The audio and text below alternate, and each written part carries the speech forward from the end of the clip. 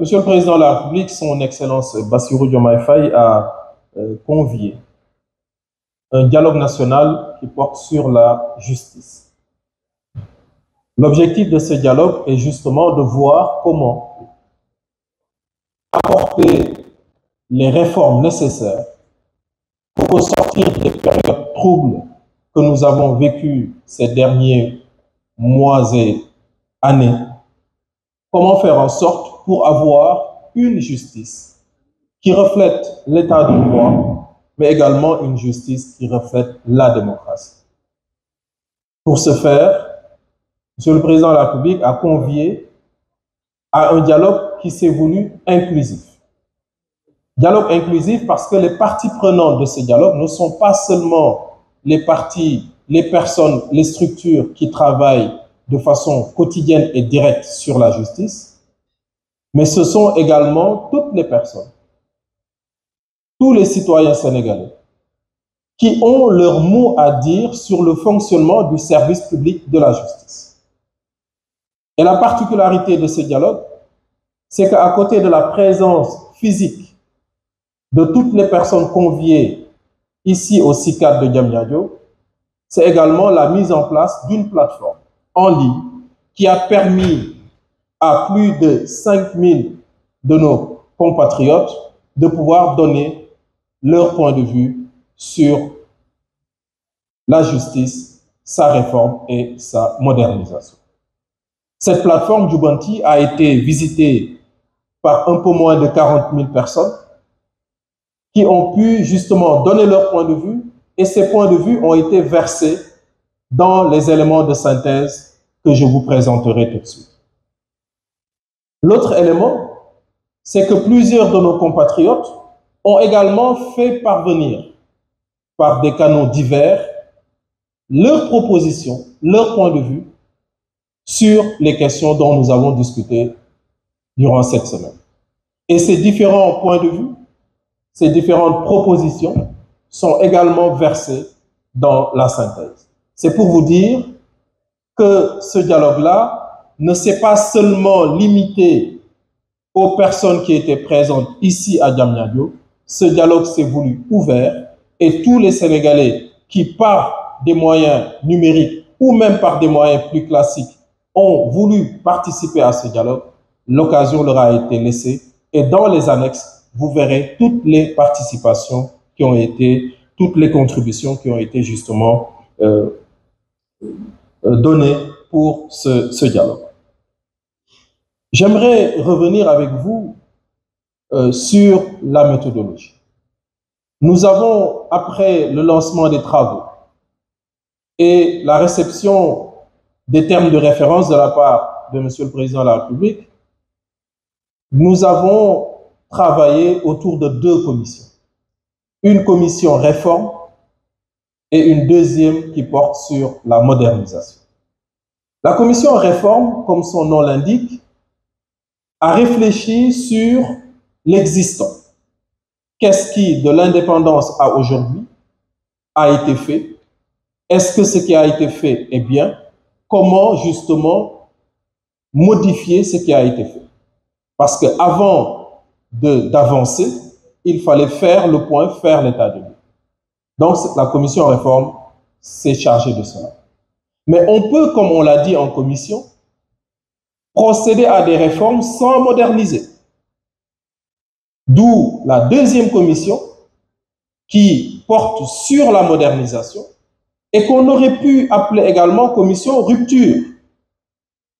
Parce qu'encore une fois, ce qui a fait que nous soyons réunis ici à Diamniadio, c'est que ce qui s'est passé ces dernières années autour de la justice, relativement à la justice, que ce qui s'est passé ne se reproduise plus. Et donc, la commission scientifique a demandé à la commission modernisation de faire en sorte pour que cette commission mette en exergue, en avant, les éléments de rupture pour qu'on puisse dire plus jamais ça. Et donc voilà les deux commissions qui ont travaillé. Mais le chantier étant vaste, ce qui a été fait, c'est de dire, nous allons dans chaque commission les subdiviser en 2 sous-commissions. Et ces 2 sous-commissions ont travaillé avec à la tête également des rapporteurs et des présidents et des rapporteurs, et c'est tout cela qui a été consolidé pour être présenté aujourd'hui devant vous. Mais je dois dire que une idée a traversé nos différents travaux. L'idée, c'était de faire en sorte que la justice qui est rendue au nom du peuple sénégalais ressemble au peuple sénégalais. Comment faire pour que les justiciables qui entrent dans les cours et tribunaux, que la justice qui y est dite soit une justice qui leur ressemble? C'est la question de l'imaginaire. Et je dois me réjouir que cette question des imaginaires a été une question prise en charge par tous les groupes, par essentiellement tous les intervenants. Il n'y a pas eu sur cette question des imaginaires, de la représentation de la justice, il n'y a pas eu de voix discordantes. Les participants étaient unanimes sur la question de revoir la présentation et la représentation de la justice. Les touches qui ne nous ressemblent pas, le glaive, la balance, etc. Thémis. Comment faire pour que dans nos cours et tribunaux, lorsque les magistrats, les avocats, les huissiers, etc. se présentent, qu'ils se présentent dans une façon telle que nous puissions nous y voir. Et cela a été un point fondamental. Et cela participe de l'entreprise de décolonisation de la justice. Et cela également a été un débat dans les commissions. Et dans ces commissions, les participants sont unanimes sur la nécessité pour le secteur de la justice de procéder également à une décolonisation des représentations pour que notre patrimoine, et heureusement dans nos différents travaux, nous avions également des artistes de toutes les obédiences avec lesquels nous avons beaucoup discuté de comment notre patrimoine culturel peut également aider à revaloriser tout ce qui est imaginaire dans la justice. Donc ça également, c'est quelque chose d'extrêmement important. Il faut que la justice qui est dite habite les lieux dans lesquels elle est dite. Et cela est quelque chose d'extrêmement important. Après cela, nous avons également beaucoup discuté sur des éléments de rupture sur lesquels que j'aimerais mettre en avant. Nous avons beaucoup discuté de la question du Conseil constitutionnel. Les Sénégalais placent beaucoup d'attentes dans le Conseil constitutionnel. Par moment, il y a eu des rendez-vous manqués qui sont beaucoup plus nombreux que les rares rendez-vous qui ont été respectés. Mais il ne faut pas que les rendez-vous respectés occultent les nombreux rendez-vous manqués. Et c'est l'occasion aujourd'hui que le président de la République a convoqué des assises, que nous puissions discuter et mettre sur la table la question du Conseil constitutionnel. L'avis général qui est ressorti de nos travaux, c'est de proposer le passage d'un Conseil constitutionnel à une Cour constitutionnelle. Mais il ne s'agit pas seulement d'un changement de dénomination. Il s'agit d'un changement substantiel, c'est-à-dire dans les modes de saisine et les possibilités de saisine du Conseil constitutionnel. Il y a également eu des débats sur la composition du Conseil constitutionnel. Le Conseil constitutionnel ne s'occupe pas seulement de droit, mais comme on l'a dit, le droit dont il s'occupe est un droit très politique. Il faut que la composition du Conseil constitutionnel et de la Cour qui est proposée par les travaux, que cette composition puisse refléter justement la variété de composition de la population. Et donc, ce qui est proposé, c'est qu'on ouvre le Conseil constitutionnel. Qu'on l'ouvre pas seulement à des magistrats, à des professeurs d'université, à des avocats et à des anciens hauts fonctionnaires, mais à d'autres universitaires, des autres sciences sociales, des anthropologues, des historiens, etc. Mais la recommandation fondamentale également, c'est qu'on arrête de faire du Conseil constitutionnel une maison de retraite. Cela veut dire quoi? Cela veut dire que les membres du Conseil constitutionnel doivent être en activité, que ce soit les magistrats, que ce soit les universitaires, etc., ils doivent être en activité. Donc, voilà des propositions de la sorte qui ont été faites concernant le Conseil constitutionnel.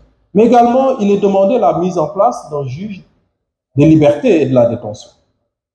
Pourquoi? Parce que le procureur de la République, dans notre tradition, dans nos façons de faire, a beaucoup de pouvoirs, et par moments des pouvoirs qui sont même illégaux. Je pense ici à la pratique du retour de parquet dont on a usé et abusé ces dernières années.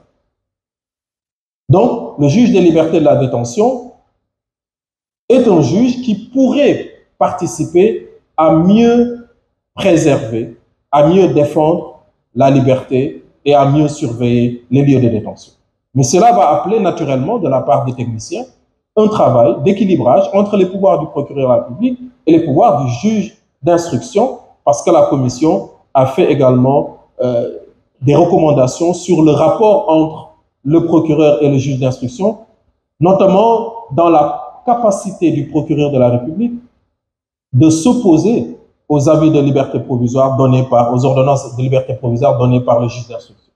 Donc, comment faire pour maîtriser, mieux réguler, mieux organiser les pouvoirs du procureur de la République? Donc ça également, on en a beaucoup discuté, et je pense que sur ces questions, les magistrats présents dans la salle, procureur de la République, ont tous relevé le caractère illégal de certaines pratiques qui sont bien installées, bien cristallisées dans les juridictions. L'idée, ce n'est pas d'annuler ces pratiques parce qu'elles sont des pratiques illégales, mais l'idée, c'est de rappeler justement à plus d'orthodoxie dans la mise en œuvre de certaines pratiques.